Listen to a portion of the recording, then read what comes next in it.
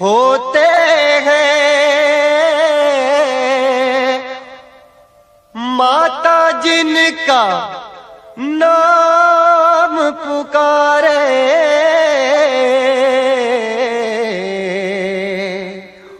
किस्मत वाले होते हैं।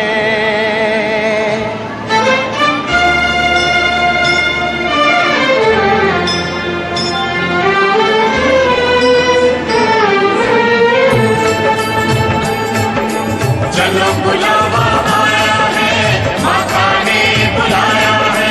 चलो बुलावा आया है, माता ने बुलाया है। चलो बुलावा आया है, चलो बुलावा आया है, माता ने बुलाया है। जय माता दी। चलो बुलावा आया है, माता ने बुलाया है। ओ ऊंचे पर्वत पे रानी माँ ने दरबार लगाया है। चलो बुलावा आया है, माता ने बुलाया है। जय माता दी। चलो बुलावा आया है, माता ने बुलाया है।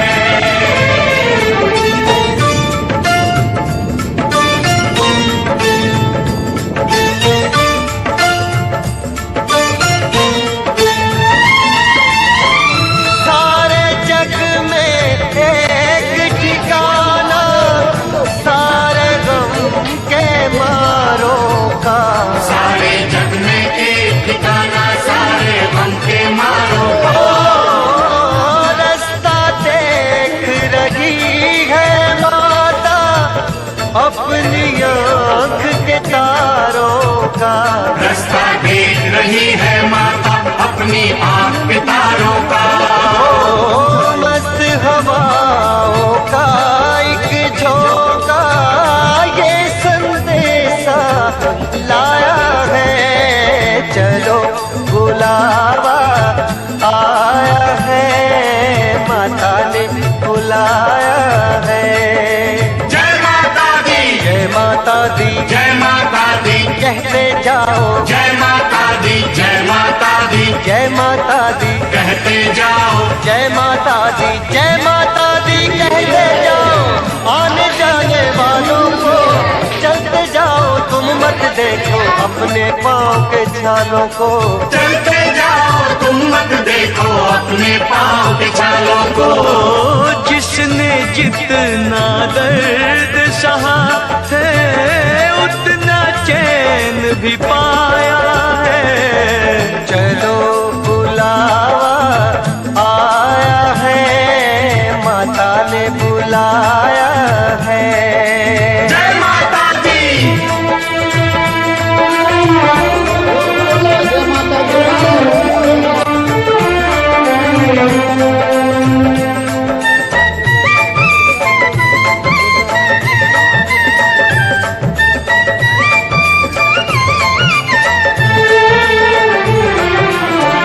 वैष्णो देवी के मंदिर में, वैष्णो देवी के मंदिर में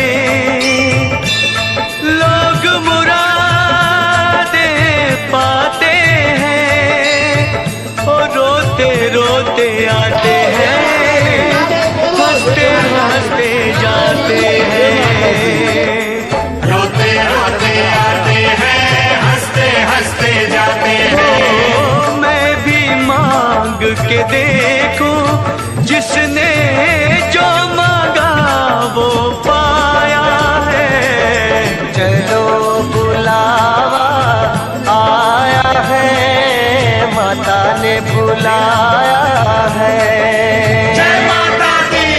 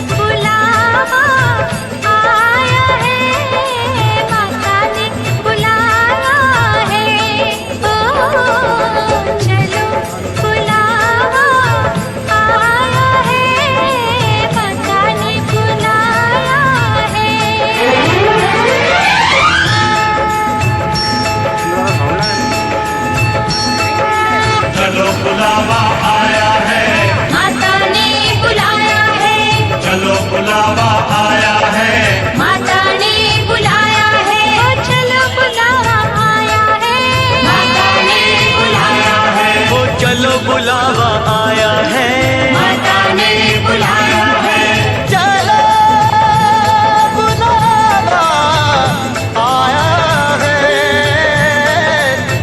माता ने बुलाया है। ओ प्रेम से बोलो जय माता दी, ओ सारे बोलो जय माता ओ दी, जय माता दी, जय माता दी, वैष्णो रानी, जय माता दी, अम्बे कल्याणी, जय माता दी, माँ भोली भाली, जय माता दी, माँ शेरों वाली, जय माता वो दी, झोली भर दे, जय माता दी, संकट हर देती, जय माता दी, जय माता दी, जय माता दी, जय माता दी, जय माता दी, जय माता दी, जय माता दी, शेरा जय माता दी, जय माता दी, जय माता दी, जय माता दी, जय माता दी, जय माता दी, जय माता दी, जय माता दी, जय माता दी, जय माता दी, जय माता दी, माँ शेरा वाली, हे पहाड़ा वाली माँ, तू ही इस जगत में उजाला फैलाती है, अंधेरों को मिटाती है। मेहरा वाली माँ, जब महिषासुर ने स्वर्ग पर आक्रमण करके इंद्र का सिंहासन छीन लिया था, तब देवगण भी त्राही त्राही करते हुए ब्रह्मा, विष्णु और महादेव की शरण में गए थे। सभी देवताओं के संकट को मिटाने उन त्रिदेवों ने तुम्हारा ही ध्यान लगाया था मां जोता वाली। उन सभी के प्राणों से प्रकटी हुई दिव्य ज्योति के समूह में से हे मां दुर्गा, तुमने अद्भुत रूप धारण किया था। तेजस्वी मुखमंडल वाली अष्टभुजाओं में आयुध धारण कर शेर पर सवार हो तुमने ही दुष्ट राक्षसों का वध किया था। तब तीनों लोग तुम्हारी जय जयकार से गूंज उठे थे।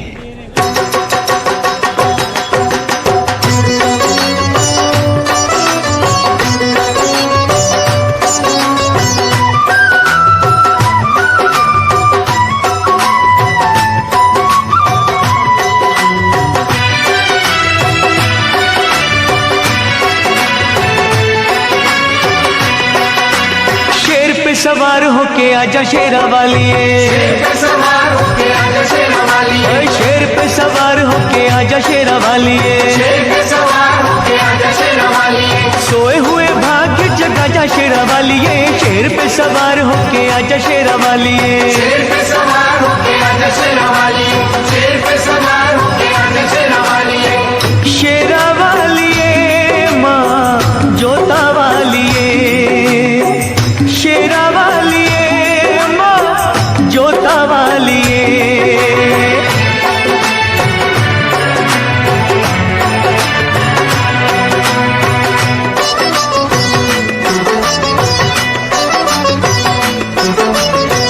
जोत माँ जगा के तेरी आस ये लगाई है,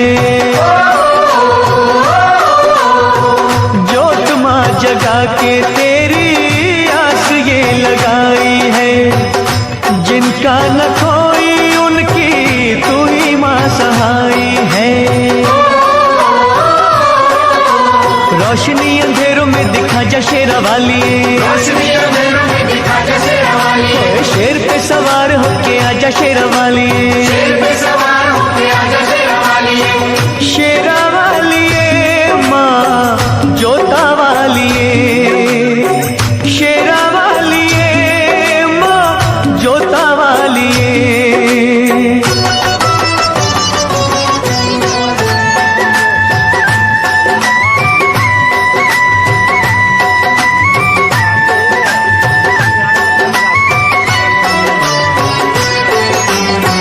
रखियो मलाज इन अखियों के तारों की, रखियो मलाज इन अखियों के तारों की, डूबने न पाए नैया हम बेसहारों की, नैया को किनारे पे लगा जा शेरा वालिए, नैया को किनारे पे लगा जा शेरा वालिए, शेर पे सवार होके आजा शेरा वालिए, शेर पे सवार होके आजा शेरा वालिए, शेरा वालिए माँ जोता वालिए, शेरा वालिए माँ जोता वालिए।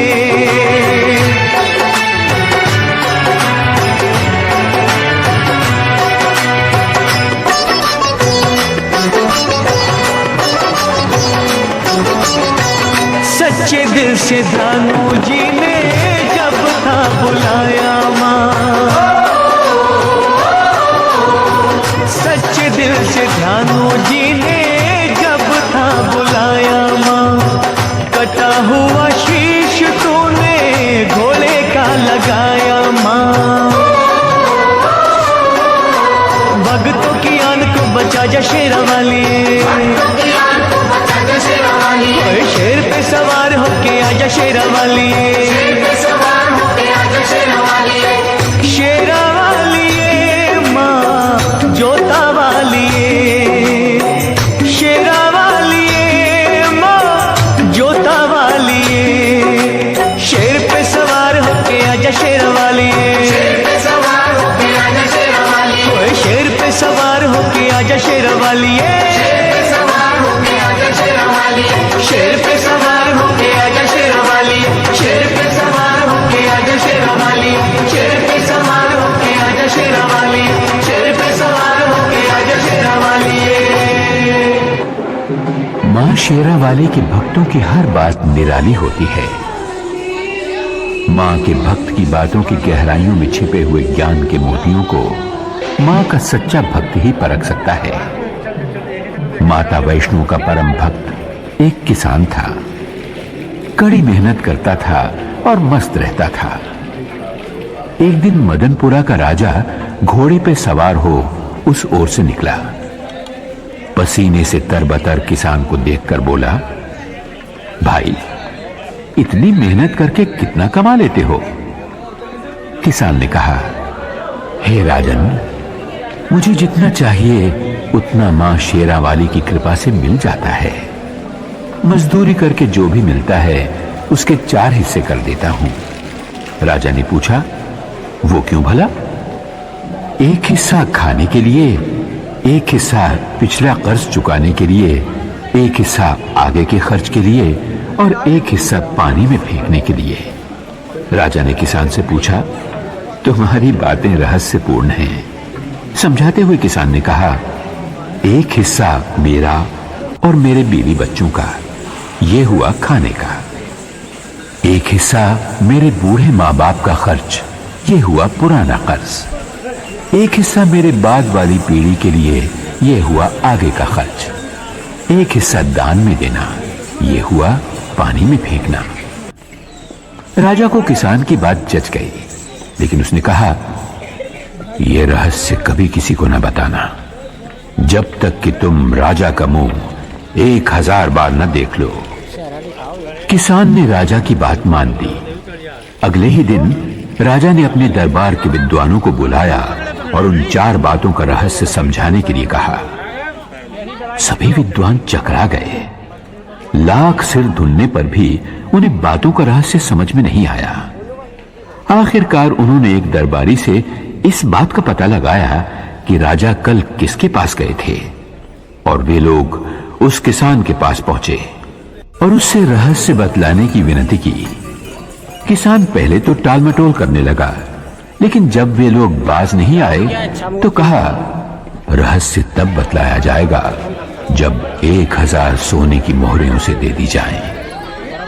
दरबारी विद्वानों ने राजा के कोप से बचने के लिए सोने की मोहरें किसान को लाकर दे दी। उसने सारा रहस्य बतला दिया। अगले दिन जब दरबारियों ने राजा को हूबहू किसान वाला रहस्य सुना दिया तो राजा को विश्वास हो गया कि ये बातें किसान ने ही वचन भंग करके दरबारियों को बतला दी हैं। उसने किसान को बंदी बनवा के दरबार में बुलवाया। तुमने 1000 बार हमारा मुंह देखे बिना रहस्य दूसरों को क्यों बतलाया? तुम्हें प्राण दंड मिलेगा। किसान ने कहा, महाराज, इन्होंने आपके चेहरे वाली 1000 स्वर्ण मुद्राएं मुझे दी। मैंने एक एक करके आपका चेहरा 1000 बार देखा, तभी रहस्य बतलाया। मैंने वचन भंग कहां किया महाराज? ये सुनकर राजा किसान पर प्रसन्न हुआ और उसे और भी इनाम दिया। ये उस किसान की बुद्धि का नहीं, जगत जननी माता की दया का चमत्कार था। मां की कृपा से उस किसान ने मौत को भी हरा दिया।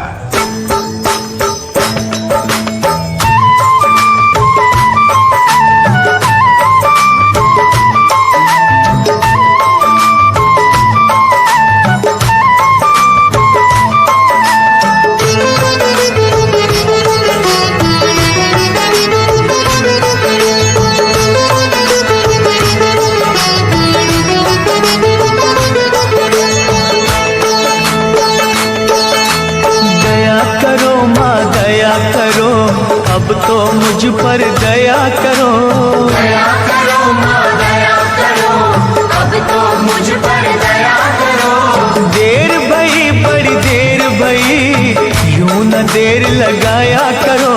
दया करो माँ दया करो, अब तो मुझ पर दया करो। दया करो माँ दया करो, अब तो मुझ पर दया करो।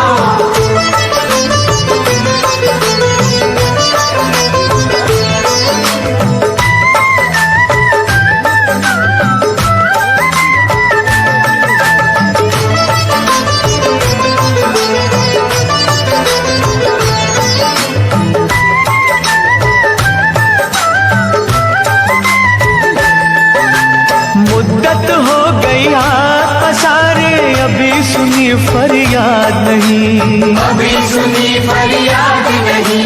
माँ जग जननी इन बच्चों की आई तुम्हें क्यों याद नहीं? आई तुम्हें क्यों याद नहीं? हम हैं बड़े कमजोर, हम हैं बड़े कमजोर, हमारा सब्र न यूं आजमाया करो। दया करो माँ दया करो, अब तो मुझ पर दया करो। दया करो माँ दया करो, अब तो मुझ पर दया करो।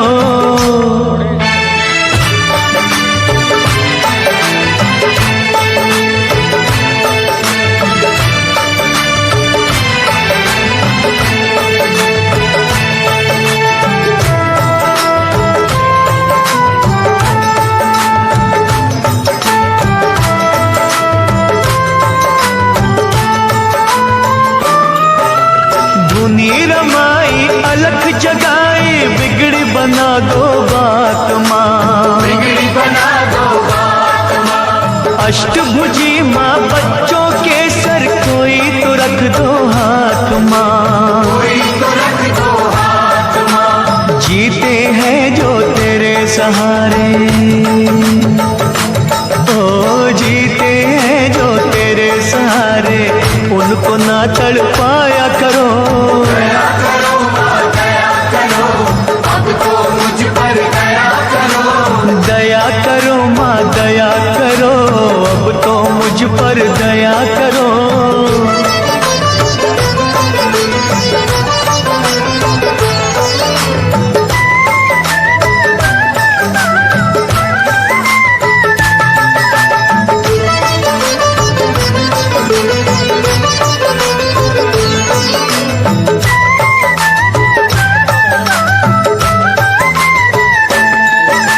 सच्चे मन से चिंता हरनी, हम तो पुकारे जाएंगे, हम तो पुकारे जाएंगे। तू ही सुनेगी तुझे कहेंगे, झोली यही फैलाएंगे, झोली यही फैलाएंगे।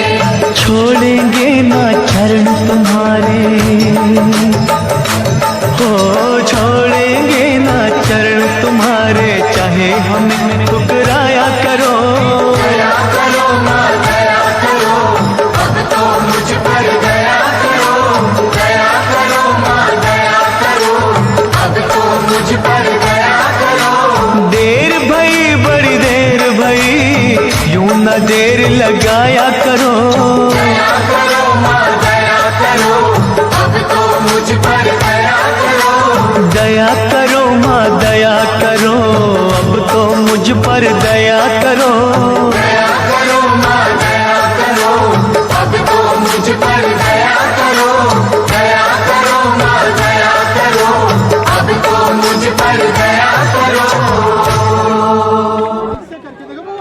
जोता वाली बड़ी दयालु है। वो अपनी संतानों को गुमराह होने से बचाती है, भूले भटके संसारी जीवों को सही रास्ता दिखाती है। सुहागपुर गांव का एक साहूकार था, कीमतीलाल। अनाज और खेत गिरवी रखना, सूद पर उधार पैसा देना और गरीब अनपढ़ किसानों को लूट लेना, यही था उसका काम। इस तरह बेशुमार दौलत जमा कर ली थी उसने। एक दिन करोड़ों के मालिक कीमतीलाल की अंतरात्मा से एक आवाज उठी, सेठ कीमतीलाल, गरीबों के खून पसीने और आंसुओं में भीगी दौलत तो तुमने खूब कमा ली, लेकिन ये सब तो यहां के सुख के लिए किया। स्वर्ग में सुखी रहने के लिए क्या प्रबंध किया? कुछ भी तो नहीं। अरे इतना सब कुछ है तो पुण्य कमा, भगवान का विशाल मंदिर बनवा। कीमतीलाल ने आत्मा की आवाज सुनकर तुरंत ही एक अति भव्य मंदिर के निर्माण का संकल्प किया। दूसरे ही दिन उसने पैसे की बंद झोलियों के मुंह खोल दिए। मंदिर का निर्माण शुरू हुआ। हजारों मजदूर रात दिन जुट गए उस कार्य में। तभी एक दिन फटे हाल एक साधु वहां से निकला। साधु कीमतीलाल के पास आकर बोला, सेठ जी, सुना है और देख भी रहा हूं कि आप स्वर्ग में ठाट बाट से रहने का इंतजाम अभी से कर रहे हो। कीमतीलाल अभिमान से बोला, सही सुना है तुमने, मैं ये मंदिर इसीलिए बनवा रहा हूं। कहो क्या आज्ञा है?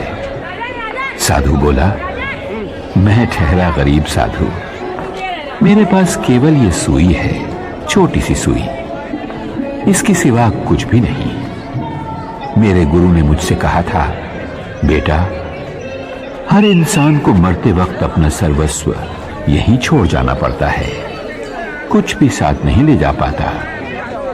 लेकिन आज आपको देखा तो पता चला कि आप स्वर्ग में इसी ठाट बाट के साथ पहुंचोगे। अगर कष्ट ना हो तो एक छोटा सा काम करोगे? कीमतीलाल बोला, अरे बाबा जल्दी कहो, आपका काम हो जाएगा। साधु ने कहा, ये सुई भी अपने साथ लेते जाना, मैं जब स्वर्गवासी हो जाऊंगा तब वहां आकर तुमसे ले लूंगा। वहां के चमकीले कीमती वस्त्र फटेंगे तो ये सुई सीने के काम आएगी। साधु की इतनी सी बात सुनते ही कीमतीलाल की आंखें खुल गईं। वो उस महात्मा के चरणों में गिरकर बोला, महाराज, आप बिल्कुल सच कह रहे हैं। मरने के बाद जब अपना ये शरीर तक साथ नहीं आता तो भला और वस्तुएं क्या साथ आएंगी? मैंने बहुत सारे पाप किए हैं। उन पापों का प्रायश्चित मुझे स्वयं यही देवी मां की आराधना, भक्ति और सेवा से करना होगा, वरना मुझे नरक में भी जगह नहीं मिलेगी। साधु के रूप में माता वैष्णो देवी का वो सेवक कीमतीलाल को सही राह दिखाकर अपनी राह चलता बना। उसके होंठों पर मां की भक्ति का ही गीत था।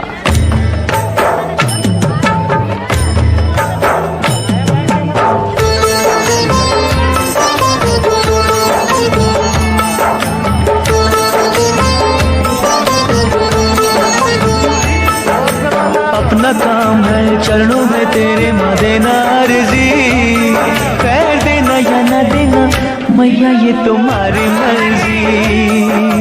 अपना काम है चरणों में तेरी माँ देना अर्जी, कर देना या न देना मैया ये तुम्हारी मर्जी।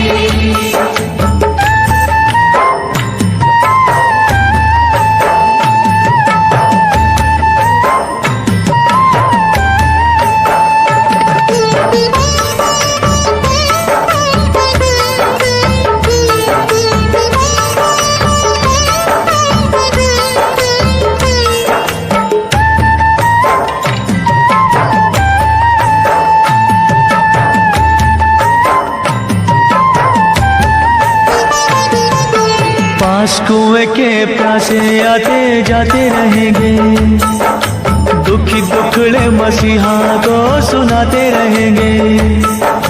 कोई तुझसे भवानी माँ जायदाद मांगेगा, कोई पलड़ा फैला के माँ औलाद मांगेगा। जैसी जिसकी तमन्ना होगी देगा अर्जी। खैर देना या न देना मैया ये तुम्हारी मर्जी, अपना काम है चरणों में तेरे माँ देना अर्जी। खैर देना या न देना मैया ये तुम्हारी मर्जी।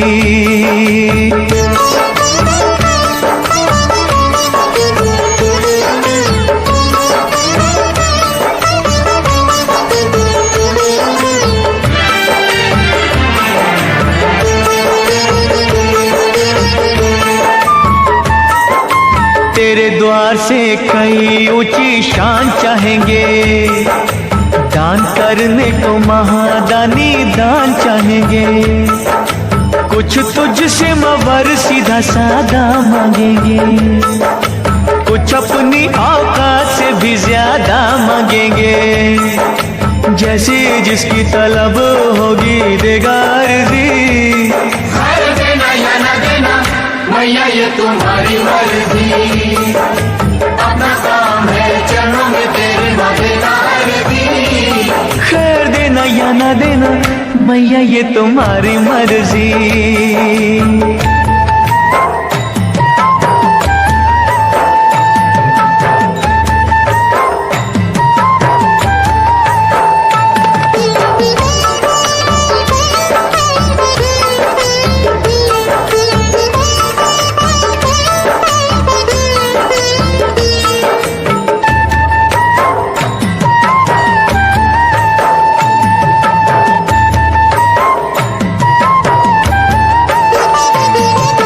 किसे क्या कब देना ये तो तू ही जाने है, तेरी शक्ति को दुनिया सारी ही माने है। भक्ति भाव से जिसने तेरा नाम लिया है, तूने गिरते हुए को आकर थाम लिया है। समझ होगी जैसे भी जिसकी देगा अर्जी। खैर देना या न देना मैया ये तुम्हारी मर्जी, अपना काम है चरणों में तेरे माँ देना अर्जी। खैर देना या न देना मैया ये तुम्हारी मर्जी। खैर देना या न देना मैया ये तुम्हारी मर्जी। खैर देना या न देना मैया ये तुम्हारी मर्जी। मैया पहाड़ा वाली की लीला ही न्यारी है। वो अपने भक्तों पर दया अवश्य करती है, परंतु कठोर परीक्षा लेने के बाद। गरीब दास बहुत ही गरीब था। दूसरों की सुख संपत्ति देखकर उसका मन भी ललचाया करता था।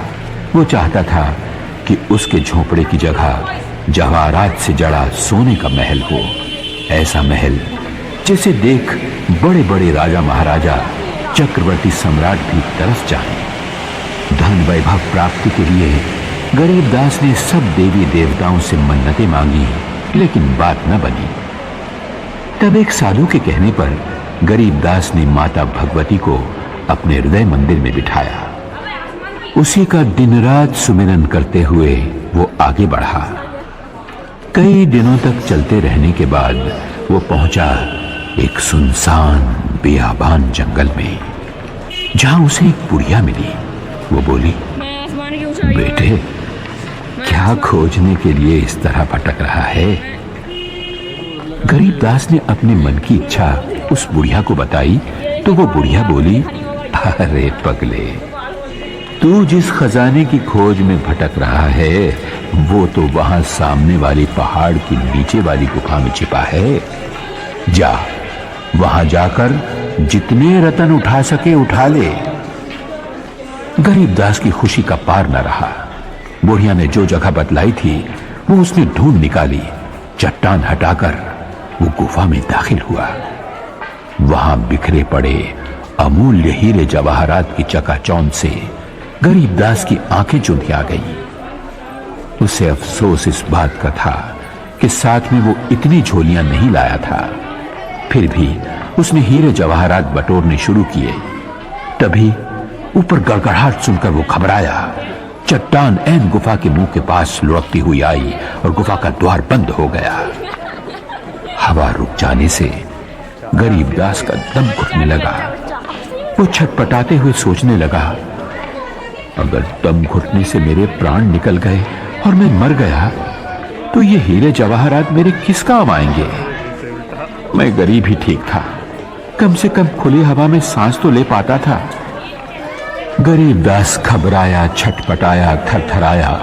तब उसे साधु की बात का स्मरण आया।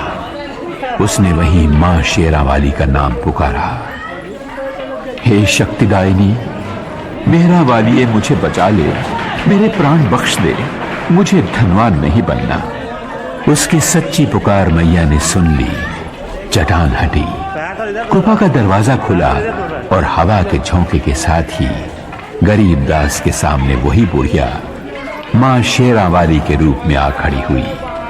मां मुस्कुरा रही थी, आशीर्वाद दे रही थी। गरीबदास दौड़कर माता के चरणों में गिर पड़ा और विनती करने लगा।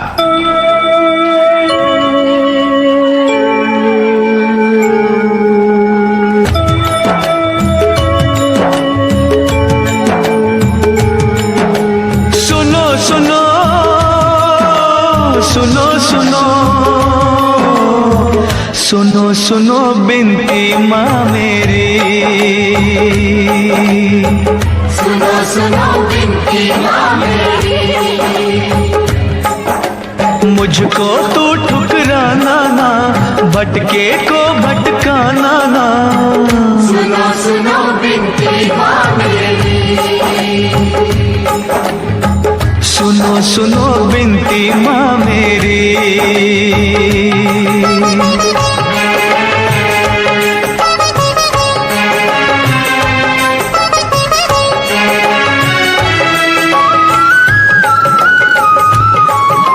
झरझर बहते आँख से आंसू, रोता है मन मेरा, रोता है मन मेरा, रोता है मन मेरा। सारी दुनिया छोड़ के मैंने द्वार है ढूंढा तेरा, द्वार है ढूंढा तेरा। माँ लाखों तूने तार दिए, बच्चों पे सुखवार दिए।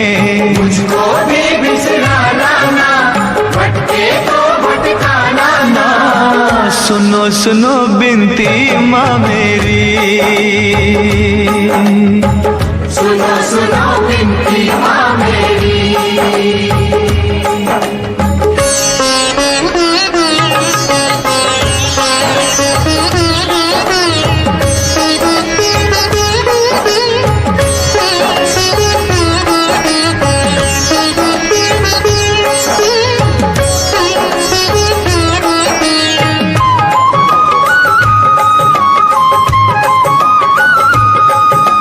सत्य कर्म और धीरज मन का तुझसे है सब लेना, तुझसे है सब लेना, तुझसे है सब लेना। खाली झोली तरस रही है, टाल न मुझको देना, टाल मुझको देना। ओ दुख सुख तेरे हाथों में, कर दे उजाला रातों में। करना कोई बहाना ना, भटके को भटकाना ना। ओ सुनो सुनो बिनती माँ मेरी, सुनो सुनो बिनती माँ मेरी।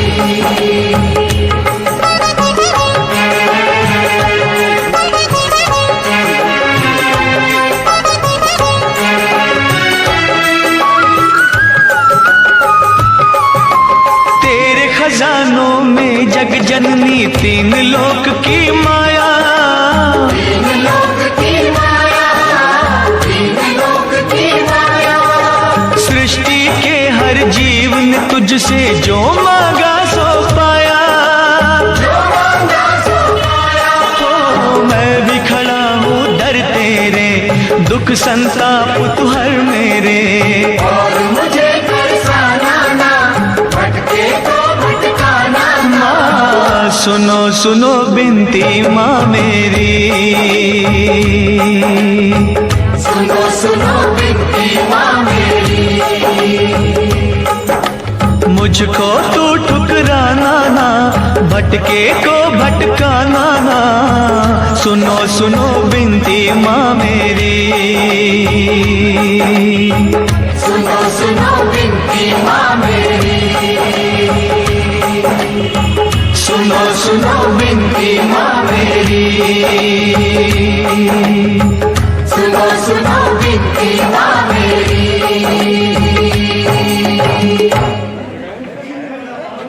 माँ शेरावाली ने हम सभी को सबसे कीमती ये मानव जन्म और मनुष्य का शरीर दिया है। फिर भी हमारी आंखों के आगे अज्ञान का जो पर्दा है, उस कारण हम असली धन को देख नहीं पाते। एक नौजवान गरीबी से तंग आकर अपने भाग्य को कोसने लगा। गरीबी दूर हो, इस उपाय की खोज में वो एक संत से मिला। महात्मा ने उसकी पूरी बात सुनी और बोले, बेटे, मैं एक व्यापारी को पहचानता हूं। वो मनुष्य के अंग खरीदकर अच्छे पैसे देता है। तुम अपनी दोनों आंखें बेच दो उसे, वो 50,000 रुपए देगा। युवक बोला, हाँ, आप कैसी बात करते हैं महाराज, 50,000 रुपए लेकर मैं क्या करूंगा? बिन आंखों के अंधा नहीं हो जाऊंगा। तब संत ने कहा, तो ठीक है, दोनों हाथ बेच दो, 30,000 रुपए मिल जाएंगे। युवक बोला, अरे 2 हाथ बेचकर 30,000 रुपए मिल भी गए तो किस काम आएंगे? मुझे अपाहज नहीं बनना। अच्छा, तो ऐसा करो, अपनी दोनों टांगे उसे बेच दो, 20,000 रुपए मिल जाएंगे। चलो 2 ना सही, 1 टांग ही बेच दो, 10,000 रुपए क्या बुरे हैं? नौजवान बोला, वाह महाराज वाह, क्या रास्ता बताया है धन कमाने का, मैं लंगड़ा नहीं हो जाऊंगा। संत बोले, फिर ठीक है, पूरा शरीर 1 लाख में बेच दो। नौजवान बोला, 1 लाख तो क्या, अगर कोई 1 करोड़ भी देगा तो भी मैं अपना शरीर नहीं बेचूंगा। संत बोले, बेटे, मैं यही समझाना चाहता हूं तुम्हें, भगवान ने जब करोड़ों नहीं अरबों खरबों की कीमत का ये शरीर दिया है, तो भला तुम गरीब क्यों मानते हो अपने आप को? नौजवान संत के चरणों में गिरकर बोला, महात्मन, आपने मेरी आंखें खोल दी, आज्ञा दीजिए, मुझे क्या करना चाहिए? संत बोले, वत्स, मानव शरीर एक अपार खजाना है। अपने हर अंग से काम लो। इस शरीर के रोम रोम में शक्ति रूपिणी जगदम्बे का आह्वान कर। मां शेरावाली तेरे मन मंदिर में आज बसेगी, तब सोना चांदी हीरे जवाहरात तो क्या, जो तू चाहेगा वही पाएगा। जा, मां की भक्ति में लीन हो जा, कण कण में मां के दर्शन कर।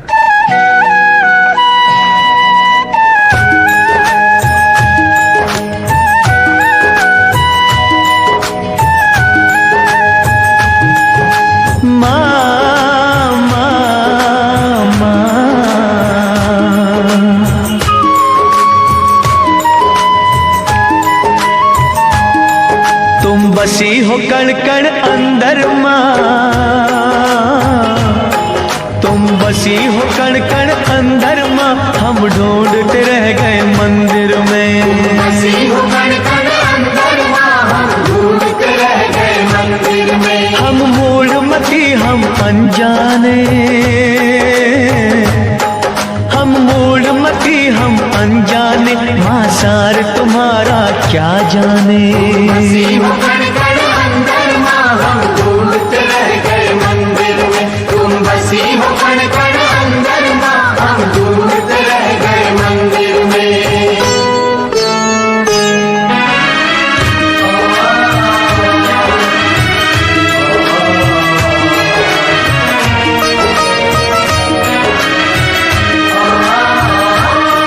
तेरी माया को ना जान सके, तुझको न कभी पहचान सके। हम मोह की निद्रा सोए रहे, माँ इधर उधर ही खोए रहे। तू सूरज, तू ही चंद्रमा, तू सूरज, तू ही चंद्रमा, हम ढूंढते रह गए मंदिर में। बसी हो कण कण अंदर माँ,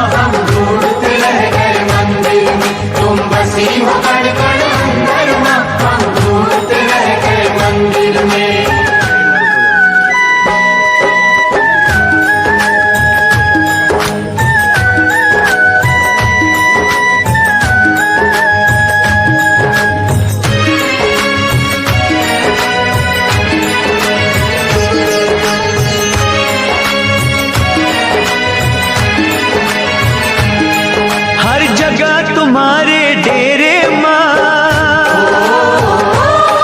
कोई खेल न जाने तेरे माँ।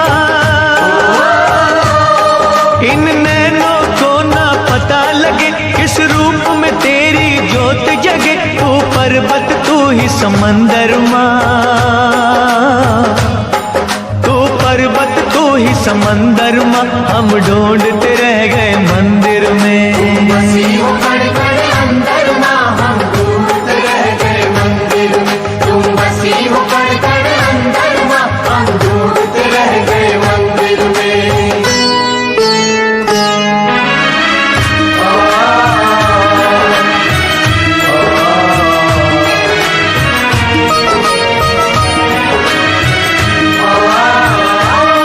कोई कहता तुम ही पवन में हो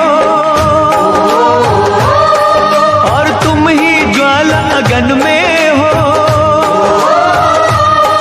कहते हैं अंबर और जमीन तुम सब कुछ हो, हम कुछ भी नहीं।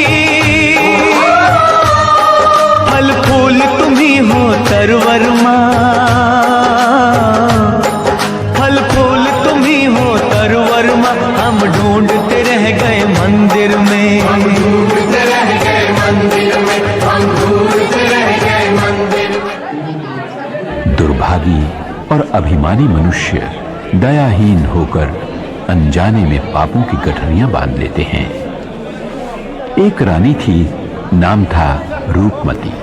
एक दिन वन विहार करते करते वो एक नदी के तट पर जा पहुंची।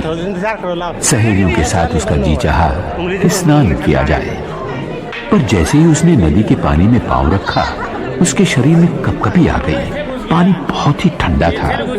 जैसे तैसे उसने डुबकी लगाई और बाहर आ गई। बाहर जोरों की हवा चल रही थी। पूरा शरीर थरथराने लगा। रानी ने दासियों से कहा, लकड़ियों का प्रबंध करो ताकि उन्हें जलाकर बदन को गरमाया जा सके। जब लकड़ियों का प्रबंध न हो पाया तो रानी ने नदिया के पास ही बनी एक गरीब की झोपड़ी में आग लगा देने की आज्ञा दी। वैसा ही किया गया, लेकिन देखते ही देखते आग आसपास की झुग्गियों में फैल गई। कोलाहल मच गया। एक साथ कई गरीब बेघर हो गए।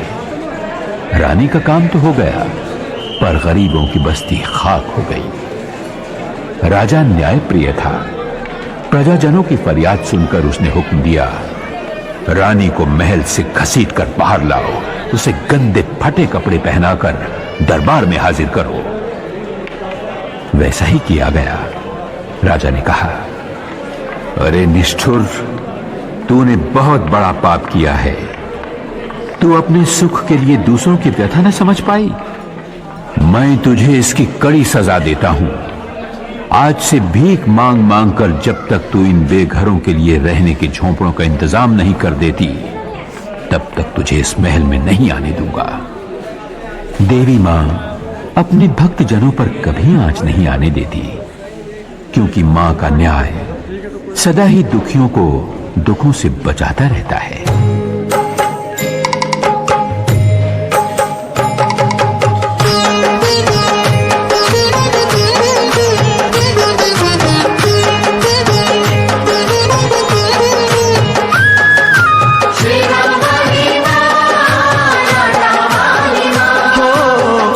तुम्हारे भक्त जनों पे आए क्यों, जिस पे तुम्हारा हाथ है वो दुख पाए क्यों।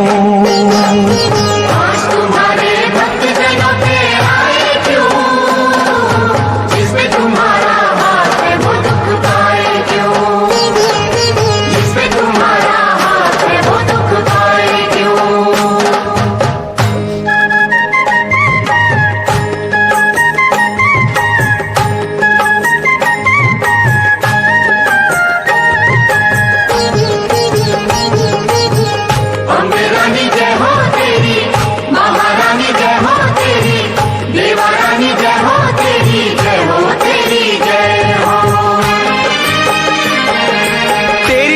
से पत्थर भी तर जाते हैं, एक ही पल में दुख सभी हर जाते हैं। शेरा वाली मां लाटा वाली हो जहाँ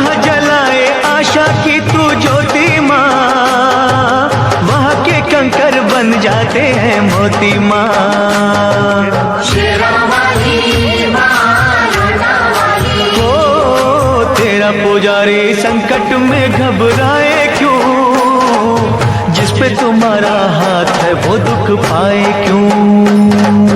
आज तुम्हारे भक्त जनों पे आए क्यों, जिस पे तुम्हारा हाथ है वो दुख पाए क्यों।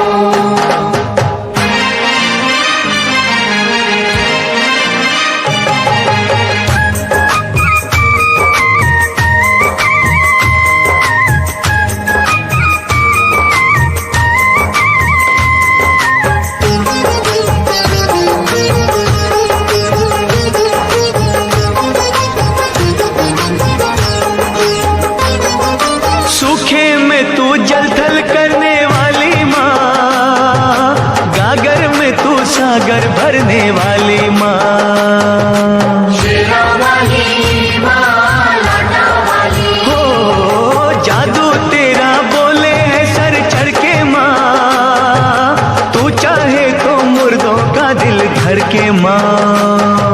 शेरा वाली माँ लौटा वाली। हो नाम दीवानों को मोह माया भटकाए क्यों, जिस पे तुम्हारा हाथ है वो दुख पाए क्यों। आज तुम्हारे भक्त जनों पे आए क्यों, जिस पे तुम्हारा हाथ है वो दुख पाए क्यों।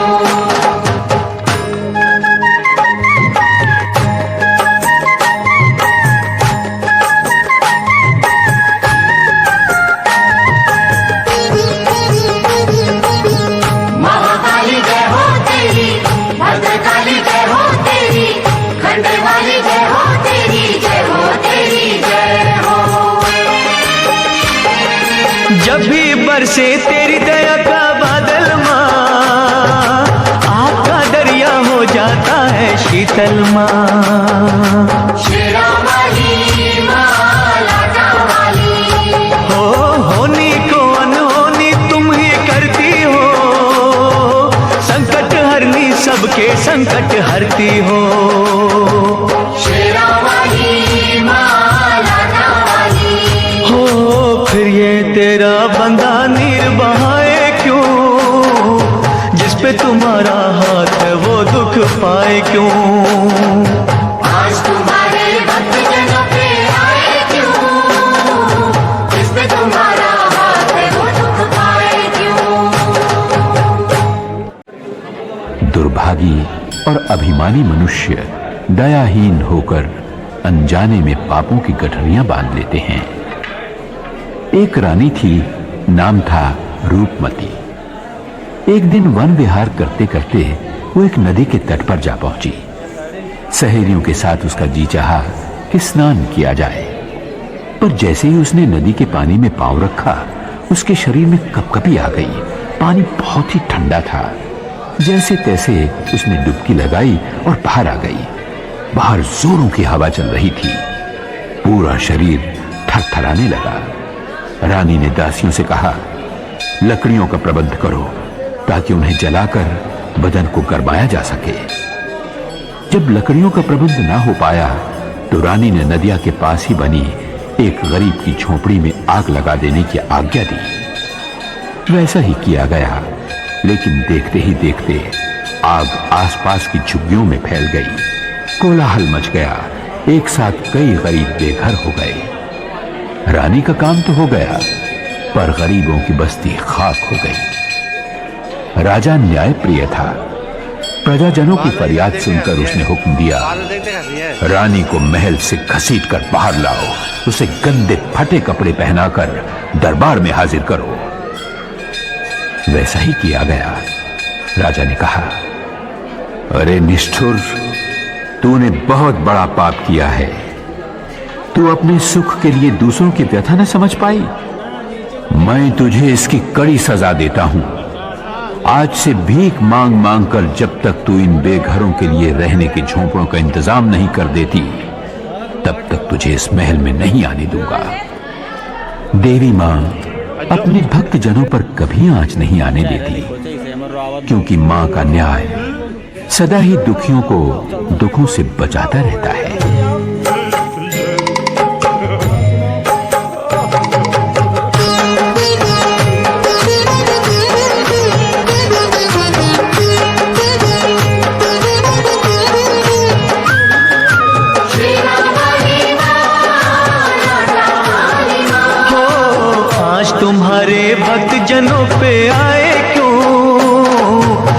पे तुम्हारा हाथ है वो दुख पाए क्यों। आज तुम्हारे भक्त जनों पे आए क्यों, जिस पे तुम्हारा हाथ है वो दुख पाए क्यों, जिस पे तुम्हारा हाथ है वो दुख पाए क्यों।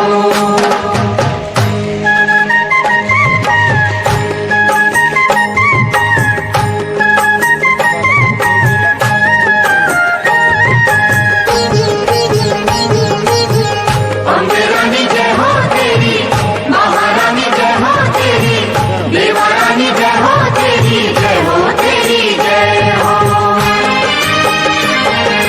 तेरी दया से पत्थर भी तर जाते हैं, एक ही पल में दुख सभी हर जाते हैं। शेरा वाली माँ लाटा वाली, हो जहाँ जलाए आशा की तू ज्योति माँ, वहाँ के कंकर बन जाते हैं मोती माँ।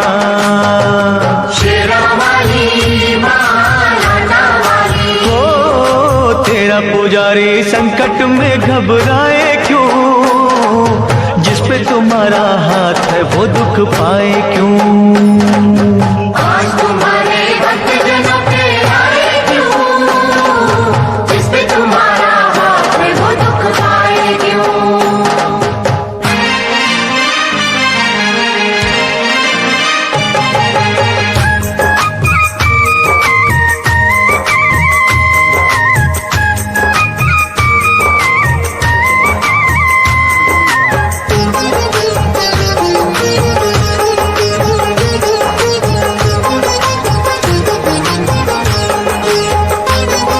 सूखे में तू जल थल करने वाली माँ, गागर में तू सागर भरने वाली माँ। शेरा वाली माँ लाटा वाली, हो जादू तेरा बोले है सर चढ़ के माँ, तू चाहे तो मुर्दों का दिल धर के माँ। शेरा वाली माँ लाटा वाली, हो नाम दीवानों को मोह माया भटकाए क्यों, जिस पे तुम्हारा हाथ है वो दुख पाए क्यों।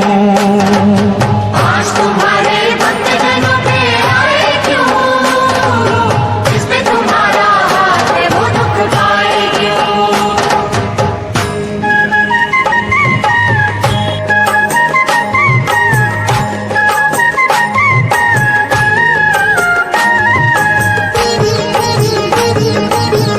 महाकाली जय हो तेरी, भद्रकाली जय हो तेरी, खंडे वाली जय हो तेरी, जय हो तेरी जय हो। जब भी बरसे तेरी दया का बादल माँ, आपका दरिया हो जाता है शीतल माँ। शेरा वाली माँ लाटा वाली, हो होनी को अनहोनी तुम ही करती हो, संकट हरनी सबके संकट हरती हो। शेरा वाली माँ लाटा वाली, हो फिर ये तेरा बंदा नीर बहाए क्यों, जिस पे तुम्हारा हाथ है वो दुख पाए क्यों। आज तुम्हारे भक्त जनों पे आए क्यों, जिस पे तुम्हारा हाथ है वो दुख पाए क्यों। एक दिन एक महात्मा अपने शिष्यों के साथ राजा वीर सिंह के नगर में आए। राजा ने विनय पूर्वक उन्हें भोजन का आमंत्रण दिया, लेकिन महात्मा ने यह कहकर उसकी बात को ठुकरा दिया कि वे किसी की भीख स्वीकार नहीं करते। महात्मा बोले, राजन, अगर तू हमारी 3 बातें 3 लाख में खरीद ले तो अवश्य हम तेरा भोजन ग्रहण करेंगे। राजा तैयार हो गया। महात्मा बोले, पहली बात है कि तू सुबह सुबह सूर्योदय से 2 घड़ी पहले ब्राह्म मुहूर्त में उठना। दूसरी बात है अतिथि का आदर सत्कार जी जान से करना। तीसरी बात है क्रोध आने पर शांति रखना। राजा ने दूसरे ही दिन से महात्मा की पहली बात का पालन शुरू कर दिया। सूर्योदय से पहले उठकर एक दिन जब वो जमुना नदी के किनारे टहल रहा था तब उसे किसी के रोने की आवाज सुनाई दी। राजा ने उससे पूछा, तुम कौन हो, रो क्यों रही हो? उस औरत ने कहा, मैं होनी हूं, रो इसलिए रही हूं कि इस देश का राजा 2 ही दिन के बाद मारा जाएगा। उसे सामने वाले पर्वत से निकलकर एक नाग डसेगा। राजा के मरते ही प्रजाजनों में हाहाकार मचेगा और पड़ोसी देश का राजा उसके राज्य पर धावा बोल देगा, उसके राज्य को नष्ट कर देगा। राजा सोचने लगा, महात्मा की पहली बात का पालन करने से ये लाभ हुआ कि मुझे अपने ही मरने की खबर 2 दिन पहले मिल गई। राजा के कहने पर मंत्रियों ने राजकुमारी को राजा के रूप में राज्याभिषेक करके राज सिंहासन पर बैठने की तैयारियां शुरू कर दी। राजा ने मंत्रियों को अपनी मौत की खबर दे दी और कहा, मेरी पुत्री के पश्चात उसका पति राज्य संभालेगा। राजा ने स्वयं अपने प्राण लेने वाले अतिथि नाग देवता के स्वागत की तैयारी की। पर्वत से लेकर नगर तक के रास्ते पर नाग देवता के लिए वंदनवार सजाए गए, मार्ग पर फूल बिछाए गए, इत्र छिड़का गया, जगह जगह दूध भरे कटोरे रखे गए ताकि नाग देवता तृप्त हो सके। नियत समय पर नाग देवता पर्वत से निकले।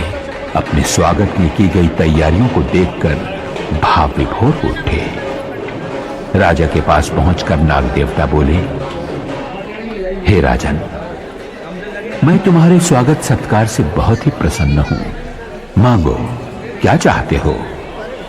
राजा ने कहा, हे नाग देवता, मैंने अपना धर्म निभाया है, आप अपना कर्तव्य पूरा कीजिए। नाग देवता बोले, तुम्हारे जैसे धर्मनिष्ठ राजा को डसना पाप है। तुम्हारी मौत मैं अपने पर लेता हूं। इतना कहकर नाग देवता वहीं निर्जीव होकर ढेर हो गए। राजा ने सोचा, महात्मा की दूसरी बात मानने से मुझे नवजीवन मिला है। प्रजाजनों और दरबारी सभासदों की जय जयकार के बीच राजा महल में पहुंचा। अपनी रानी को एक पराये पुरुष से गले मिलते हुए देखकर उसे क्रोध आया। उसका हाथ तलवार की ओर बढ़ा। तभी उसे महात्मा की तीसरी बात याद आई। महात्मा ने कहा था, क्रोध आने पर शांति रखना। और जैसे ही राजा क्रोध पर काबू पाकर आगे बढ़ा तो देखा उसकी राजकुमारी पुरुष वेश में अपनी मां के गले लग रही थी। राज्याभिषेक से पहले राजकुमारी ने राजा की आज्ञा के अनुसार पुरुष वेश धारण किया था। महात्मा की तीनों बातों ने ये 3 चमत्कार कर दिखाए। जब मां की कृपा होती है तो वो अपने भक्तों की झोलियां वरदानों से इसी प्रकार भर देती है। भर दे भर दे भर दे माँ झोलियां भर दे, भर दे भर दे भर दे माँ झोलियां भर दे। माँ अपने भक्तों का कल्याण कर दे, माँ अपने भक्तों का कल्याण कर दे। भर दे भर दे भर दे माँ झोलियां भर दे, भर दे भर दे भर दे माँ झोलियां भर दे। ओ सारे जग की वाली, ओ सारे जग की वाली, ओ ऊंचे मंदिरों वाली, ऊंचे मंदिरों वाली, द्वार तुम्हारा